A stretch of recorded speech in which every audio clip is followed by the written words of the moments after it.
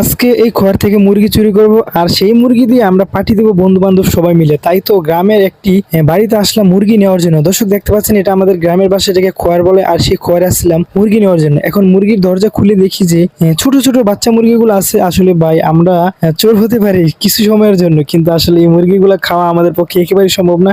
এগুলো এখনো বাচ্চা মুরগি। যেহেতু এই মুরগির খোয়ার এটার পাশে আরেকটা রুম আছে, তো কি করলাম, আমরা ওই খোয়ারটা আটকায় দেওয়ার পরে পাশে আসলাম। আরেকটা খোয়ার আছে, মানে আরো একটা পাট আছে। এই পাটে দেখবো যে কি পরিমাণ মুরগি আছে। তো এটা এখন খুলে ভালোভাবে দেখতে হবে। তো দর্শক, আপনার সাথেই থাকুন এবং দেখতে থাকুন যে আজকের পর্বটি কিরকম হয়।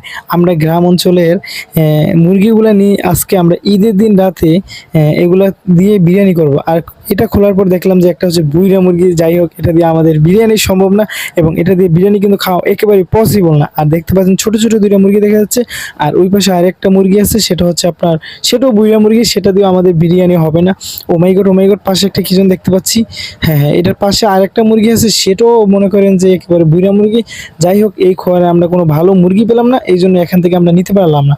এখন রাত প্রায় 2টার মতো বাজছে আর আমরা এখন অন্য আরেকটি বাড়িতে মানে হামলা দিব। যদি হয়ে যায় আমাদের মনের মতো মুরগি, তাহলে অবশ্যই আজকে রাতে বিরিয়ানি সুন্দরভাবে খেতে পারবো। তো আপনারা সকলেই ভালো থাকবেন, দেখা হবে নতুন কোনো এক ভিডিওতে।